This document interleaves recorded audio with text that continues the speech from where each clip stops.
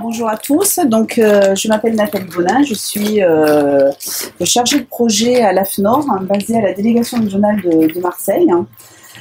Donc je suis chargée de projet, donc j'ai beaucoup de casquettes, dont une dans le secteur du tourisme, c'est que je suis auditrice écolabel. Donc je suis auditrice écolabel et j'ai aussi un rôle de promouvoir dans le cadre de ces manifestations l'écolabel. Donc juste un petit support pour vous expliquer qui nous sommes, hein, qui est l'AFNOR. Donc l'AFNOR, c'est un groupe international composé de 4 grands domaines. Donc tout ce qui est normalisation, ça vous devez savoir un peu tout ce qui est une norme. Donc on a un organisme de normalisation qui travaille avec des experts et qui élabore les normes. À côté de ça, on a un service édition qui assure des veilles et des publications d'ouvrages spécifiques par secteur pour aider les entreprises à maîtriser et à mettre en place des démarches ou leur production ou fabrication. Ensuite, on a tout ce qui est AFNOR compétences. AFNOR compétences, c'est donc organisme de formation où on forme les entreprises à comprendre et à mettre en application les référentiels, comme par exemple, puisque bon, les 2 jours ici, c'est développement durable et RSE, et bien la RSE, c'est déjà un référentiel, c'est l'ISO 26000, et l'AFNOR organise une formation qui s'appelle lecture pas à pas de la ISO 26000. Voilà, donc déjà, c'est une base d'entrée pour une entreprise qui souhaite mettre en place la RSE chez eux.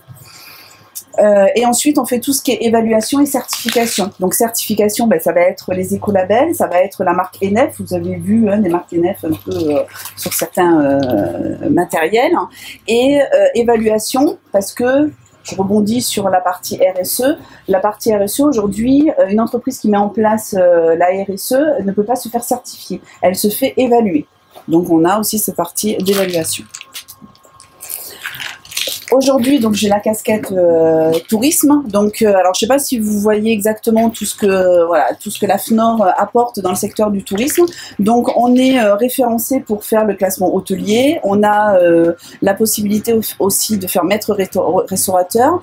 On a un référentiel qui s'appelle Hôtel Certes, qui est plus lié à l'accueil, les services, et qui est élaboré par l'AFNOR. Ensuite, on a des marques NF Service. Donc sur les plaisanciers, office du tourisme, etc.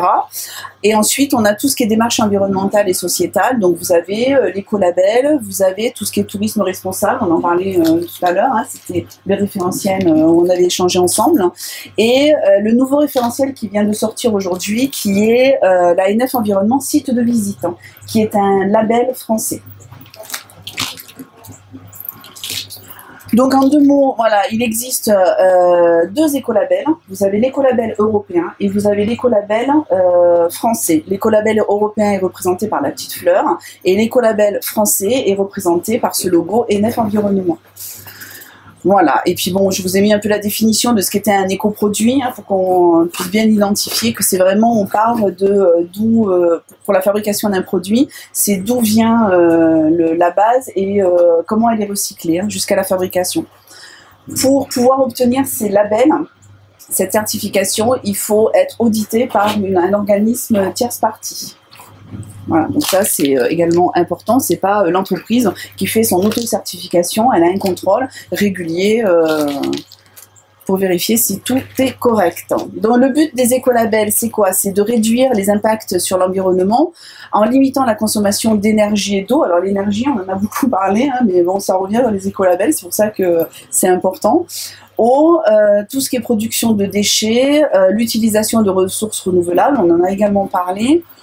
et tout ce qui est aussi en promulguant la communication et l'éducation en faveur de l'environnement. Parce que c'est bien qu'un établissement mette en place sa démarche, mais il faut aussi que voilà, ils sensibilisent les personnes qui viennent chez eux et qui puissent également derrière recopier pour protéger l'environnement.